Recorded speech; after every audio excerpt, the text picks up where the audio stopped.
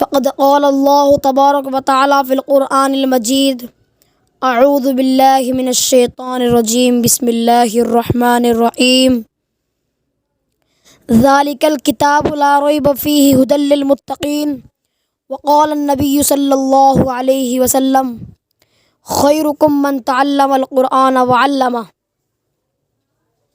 الہی رونق اسلام کے سامان پیدا کر، الہی رونق اسلام کے سامان پیدا کر، دلوں میں مؤمنوں کے الفت قرآن پیدا کر۔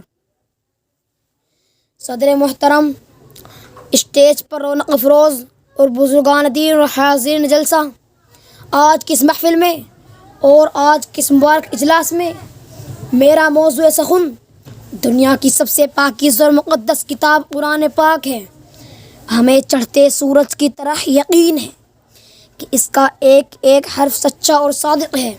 وہ قرآن پاک جس کی زبان مقدس، بیان مقدس اور جو فصاحت و بلاغت کا ٹھاٹے مارتا سمندر ہے، جس کے متعلق ارشاد ربانی ہے۔ قرآن وہ کتاب ہے جس کے صادق اور برحق ہونے میں کوئی شک و شبہ نہیں، اور جس کے بارے میں محسن انسانیت حضور پاک صلی اللہ علیہ وسلم نے ارشاد فرمایا، تم میں سب سے بہتر وہ شخص ہے جو قرآن کو سیکھے اور سکھائے۔ دعا کیجئے کہ خدا ان قدوس ہم سب کو قرآن پاک کی دولت سے مالا مال فرمائے، آمین۔ نوجوان دوستوں، قرآن پاک رب ذوالجلال کی طرف سے عطا کردہ وہ حسین تحفہ ہے جس نے 23 برس کی قلیل مدت میں پورے عالم میں انقلاب برپا کر دیا کہ بڑے سے بڑے فصحاء، بلغاء، ادباء، شعراء حیران و شزدر رہ گئے، جس کی آیتوں کو سن کر پتھر دل موم ہو گئے۔ دوستو، یہی وہ قرآن ہے جو رہتی دنیا تک انسانوں کے لیے سراپا ہدایت و رحمت ہے۔ یہی وہ قرآن ہے جس نے رسول کی رسالت کو اعزاز بخشا۔ یہی وہ قرآن ہے جس نے پژمردہ قلوب کو تازگی بخشی۔ ہاں، یہ وہی قرآن ہے جس کی برکت سے جنات و شیاطین کا آسمان پر جانا بند ہوا۔ یہی وہ قرآن ہے جس کی برکت سے عزت و رفعت کے شامیان گڑ گئے۔ یہی وہ قرآن ہے جس کی بدولت محبوب حقیقی کی رضا نصیب ہوتی ہے۔ یہی وہ قرآن ہے جو سچائی اور امانت داری کا درس دیتا ہے۔ یہی وہ قرآن ہے جس کی بدولت محبوب حقیقی رضا نصیب ہوتی ہے۔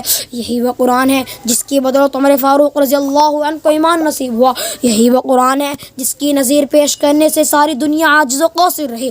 یہی وہ قرآن ہے جس کا مثل پیش کرنے سے عرب کے فصیح و بلیغ زبان دانی کا دعویٰ کرنے والوں نے گھٹنے ٹیک دیے۔ یہی وہ قرآن ہے جس کی حفاظت کا وعدہ خود خالق کائنات نے فرمایا۔ یہی وہ قرآن ہے جس کی تلاوت میں دلوں کے واسطے پر عطا و بشاشت کا سامان ہے۔ یہی وہ قرآن ہے جس نے ذہنی قوتوں کو جلا بخشا۔ یہی وہ قرآن ہے جس کی برکت سے اجڑے چمن میں بہار پیدا ہوئی۔ محترم حضرات، آج کے اس نازک دور میں حفظ کلام پاک کو فضول سمجھا جاتا ہے، اس کے الفاظ رٹنے کو حماقت بتایا جاتا ہے۔ کہا جاتا ہے کہ اس کا رٹنا اور بے سمجھے پڑھنا بے سود ہے۔ افسوس صد افسوس، آج اس قرآن پاک کے بارے میں ہمارا یہ خیال، جس کے بارے میں شہنشاہ بطع، تاجدار مدینہ، سرور کائنات، خاتم الانبیاء محمد الرسول اللہ صلی اللہ علیہ وسلم نے ارشاد فرمایا، اقرأ وارتقی ورتل کما کنت ترتل فی الدنیا فإن منزلک عند آخر آیت تقرأها۔ قیامت کے دن حافظ قرآن سے کہا جائے گا کہ قرآن پڑھتا جا اور جنت کے درجوں پر چڑھتا جا، اور ٹھہر ٹھہر کر پڑھ جیسے کہ تو دنیا میں ٹھہر ٹھہر کر پڑھا کرتا تھا۔ بس تیرا مقام و ٹھکانہ وہی ہے جہاں آخری آیت پر پہنچے۔ یاد رکھو، یہ قرآن دنیا کی سب سے بڑی نعمت ہے۔ یہ زمین اور آسمان، چاند و سورج، ستارے کو اس نعمت کا مقابلہ نہیں کر سکتے۔ یہ قرآن رب کائنات کا مقدس اور عظیم کلام ہے، اور کیوں نہ ہو، جبکہ اس کے اتارنے والا امین، جس کے ذریعے اتارا گیا وہ بھی امین، جس ذات پر نازل ہو بھی امین، جس مقام پر نازل ہو بھی امین، جس مہینے میں نازل ہو تمام مہینوں سے افضل ہے، اور جس رات میں نازل ہو 1000 مہینوں سے بہتر ہے۔ اللہ کا یہ مقدس اور پاکیزہ کلام تمام کلاموں سے افضل اور برتر ہے۔ حدیث پاک میں آتا ہے، فضل کلام اللہ علی سائر الکلام کفضل اللہ علی خلقہ۔ اللہ کے کلام کو سب کلاموں پر ایسی ہی فضیلت ہے جیسی کہ خود حق تعالی شانہ کو تمام مخلوق پر۔ اللہ کا دوارا اور خدا کا پیارا نبی ارشاد فرماتا ہے جس نے قرآن پڑھا اس پر عمل کیا اس کے والدین کو کل قیامت کے دن سورج سے بھی زیادہ روشن تاج پہنایا جائے گا۔ غور کرنے کا مقام ہے جب والدین کو اس گراں قدر انعام سے نوازا جائے گا تو خود پڑھنے والے کے مقام مرتبہ کا کیا عالم ہوگا۔ حضرات، قیامت کا میدان ہوگا اور ایسے 10 آدمی جن کے لیے جہنم واجب ہو چکی ہوگی۔ حافظ قرآن اپنے رب کی بارگاہ میں سفارش کرے گا، پروردگار عالم اس کی سفارش کو قبول کرے گا اور ان کو اس حافظ قرآن کی برکت سے نجات عطا ہوگی۔ مسلمانوں، قرآن کریم و عظیم برکت اور سعادت ہے جو روح خداوندی ہے، معدن حیات اور سرچشمہ زندگی ہے۔ وہ عرب قوم جو پشتہا پشت سے مردہ چلی آ رہی تھی، دنیا جس کو دلیر اور حقیر جانتی تھی، کوئی ان کو اونٹ کی مینگنوں میں کھیلنے والا سمجھتا، کوئی ان کو جہلائے عرب کا خطاب دیتا، کوئی ان کو جاہلین مکہ کہتا، لیکن جب قرآن آیا تو جن کا نام جہلائے عرب تھا ان کا نام صحابہ کرام ہو گیا، جن کو نفرت سے یاد کیا جاتا تھا ان کو رضی اللہ عنہم ورضوا عنہ کا اعزاز ملا، جس زمانے کا نام جاہلیت تھا اس کا نام خیر القرون ہو گیا۔ وہ مردہ قوم جو کروٹ نہیں لے سکتی تھی طاقت اور قوت سے ایسی لیس ہو گئی کہ جس نے قیس و قسرا کو اور خو کے ملا دیا، بڑی بڑی سلطنتوں حکومتوں کا تخت لڑ دیا۔ محترم دوستو، قرآن آیا تو زمان و مکان میں زندگی آئی، قرآن آیا تو عدل و مساوات کا پیغام آیا، قرآن آیا تو مذہب اسلام پھیلا، قرآن آیا تو مردہ قوم زندہ ہوئی، قرآن آیا تو قیس و قسرا کو غور خاک ملا، قرآن آیا تو باطل کے لہراتے جھنڈے ٹوٹ پڑے، قرآن آیا تو کفر و شرک دم توڑ گیا، قرآن آیا تو ساری کائنات کو نور ملا، قرآن آیا تو توحید ملی، ایمان ملا، قرآن آیا تو گلستان کو بہار حسن عطا ہوا۔ ہاں مجھے کہہ لینے دیجئے کہ قرآن آیت روشنی آئی، قرآن آیت تاریکی کافر ہوئے، قرآن آیت تو امن و امان اور سلامتی آئی، قرآن آیت تو احکام ملے، شریعت ملی، قرآن آیت تو دم توڑتی انسانیت کو حقوق ملے، قرآن آیت تو شرافت و عزت ملی، قرآن آیت تو ضلالت و گمراہی کی وادیوں میں بھٹکتے ہوئے انسانوں کا درد و ملا، قرآن آیت دوستوں سب کچھ ملا۔ مگر افسوس آج ہم نے اس کے مبارک دامن مقدس کو ترک کر دیا ہے، اس کی پاکیزہ تعلیمات کو بھلا دیا ہے۔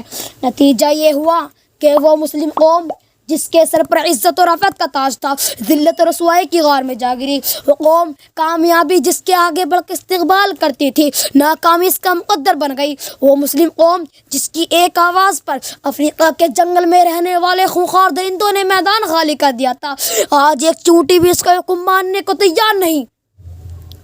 وہ مسلم قوم جس نے کبھی حکومت و سلطنت کا فریضہ انجام دیا تھا آج غلامانہ زندگی بسر کر رہی ہے۔ وہ مسلم قوم جن پر کبھی تاریخ نازاں تھی آج ماتم کناں ہے۔ وہ مسلم قوم جس کی ماضی روشن اور تابناک تھی حال و مستقبل اس کا تاریک ہے۔ مسلمانوں، سمجھو اور ہوشیار ہو جاؤ اور غفلت کا پردہ چاک کرو اور قرآن پاک سے وابستہ ہو جاؤ، ورنہ یاد رکھو تاریخ ہمیں کبھی معاف نہیں کرے گی۔ حاضرین جلسہ، جانثار صحابہ کرام رضی اللہ عنہ کے کتب خانے میں قرآن پاک کے علاوہ اور کوئی کتاب نہ تھی اور وہ اسی کو لے کر آگے بڑھے اور کامیابی ان کا قدم چومتی چلی گئی۔ وہ قرآن پاک ہی تھا جس کی برکت سے بدر کے میدان میں 313 نے مکے کی عظمت پلٹ دی۔ آج ہمیں کروڑوں مگر دوسری قومیں ہم پر سوار ہیں، جان ہماری محفوظ نہیں، مال ہمارا محفوظ نہیں، عزت و آبرو سے ہماری کھلواڑ ہے، نہ ہماری مساجد محفوظ ہیں نہ ہمارے مدارس محفوظ ہیں، ظلم و ستم کی چکی ہمارے لیے گھوم رہی ہے۔ مسلمانوں، ایک دور وہ تھا کہ جس میں مسلمانوں کا مقابلہ حامان بن ولی سے ہوتا ہے۔ اس دشمن خدا اور اس دشمن رسول کے پاس طاقت اور قوت ہے، 60,000 کا لشکر جرار ہے، مسلمانوں کی فوج 10,000 ہے۔ اسلامی فوج کے کمانڈر حضرت خالد بن ولید رضی اللہ عنہ ہیں۔ مسلمانوں کو اس کا بھی علم نہیں کہ دشمن کے پاس کتنی فوج ہے۔ مشورہ ہوتا ہے، حضرت خالد بن ولید رضی اللہ عنہ سے کہا جاتا ہے کہ آپ 300 آدمی لے کر جائیں اور پتہ لگائیں کہ دشمن کی فوج کہاں ہے، اس کی تعداد کتنی ہے۔ صحابہ رسول صلی اللہ علیہ وسلم کی ایمانی قوت دیکھیے، فرماتے ہیں کہ مجھے 300 آدمی کی ضرورت نہیں، میرے ساتھ صرف 30 آدمی کافی ہیں۔ صحابہ عرض کرتے ہیں کہ آپ کی قوت ایمانی آپ کو مبارک ہو، مگر یہ دنیا دار اسباب ہے، 30 آدمی کچھ نہیں ہوتے، کم از کم 60 آدمی لے جاؤ۔ چنانچہ 30 آدمیوں کا اور اضافہ کر دیا گیا اور اسلامی فوج کا مختصر سا قافلہ آگے بڑھا۔ چند میل کے فاصلے پر معلوم ہوتا ہے کہ وہاں دشمن کا لشکر ہے، اس کی تعداد 60,000 ہے۔ حضرت خالد بن ولید رضی اللہ عنہ کی ایمانی حرارت جوش میں آئی، فرمایا کہ دشمن کا لشکر سامنے ہے، میری رائے ہے کہ ادھر منتظر صحابہ کو اطلاع کی ضرورت نہیں، ان سے مقابلے کے لیے ہم کافی ہیں۔ سب نے یک زباں ہو کر کہا، ہم شوق شہادت ہیں، جب شہادت ہمارے سامنے ہے تو دشمن کی کثرت تعداد سے پرواہ کیا۔ اسلامی فوج کو مجاہد اعظم سب بناتا ہے، دوسری طرف 60,000 کا لشکر ہے۔ حامان بن ولی آگے بڑھتا ہے، کہتا ہے کہ ہم تو سمجھتے تھے کہ مسلمان قوم بڑی سمجھدار ہے، لیکن معلوم ہوتا ہے کہ تم احمق ہو۔ 60,000 سے لڑنے کے لیے 60 آدمی لے کر آئے ہو، جاؤ ہم تم پر رحم کھاتے ہیں اور 2 بورے کھجور اور چند اشرفیاں ہم تم کو دیتے ہیں۔ کیوں اپنی جانوں پر ظلم کرنے آئے ہو؟ یہاں سے چلے جاؤ۔ دوستو جگر پر ہاتھ رکھیے اور سنیے، حضرت خالد بن ولید رضی اللہ عنہ فرماتے ہیں کہ تو وائس بن کر آیا ہے، کمانڈر بن کر آیا ہے، تجھے شرم نہیں آتی؟ اپنی بزدلی کو وعظ کے پردے میں چھپاتا ہے، تم میں لڑنے کی طاقت اور قوت نہیں۔ حامان بن ولی اسلامی مجاہد کی اس لڑکار کو سن کر جوش میں آتا ہے، فوج کو حکم دیتا ہے کہ پکڑ لو ان 60 آدمیوں کو۔ چنانچہ 60,000 کا عملہ ہوتا ہے اور صحابہ کرام رضی اللہ عنہ ان میں گھس جاتے ہیں۔ راوی کہتا ہے کہ رسول خدا کے وہ جانباز سپاہی گھستے ہوئے تو نظر آئے، پھر نہیں پتا کہ وہ کہاں ہیں، سوائے تلواروں کی چمک اور کھچا کچ کے علاوہ کچھ نظر نہیں آتا تھا۔ صرف 3 گھنٹے میں جنگ کا فیصلہ ہو جاتا ہے۔ تاریخ شاہد ہے، زمین اور آسمان گواہ ہیں کہ 60 نے 60,000 کا منہ پھیر دیا۔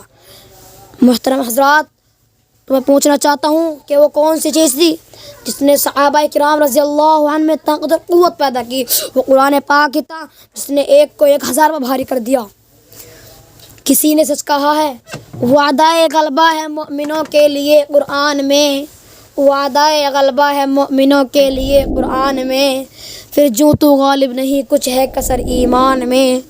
محترم حضرات، اگر ہم ماضی کی طرح حال و مستقبل کو روشن اور تابناک بنانا چاہتے ہیں تو قرآن پاک سے وابستہ ہونا ہوگا، اسے سینے سے لگانا ہوگا۔ اگر ہم چاہتے ہیں کہ ہماری دنیا کے ساتھ آخرت بھی سنور جائے تو اس کی تعلیمات پر عمل کرنا ہوگا۔ خدا نخواستہ آج ہم نے 2 پیسے کے لالچ میں اپنے بچوں کو دین سے دور رکھا اور ہماری نظر اخروی نعمتوں کی بجائے دنیاوی ڈگریوں پر رہی، تو یاد رکھیے خدا کے یہاں جواب دینا ہوگا۔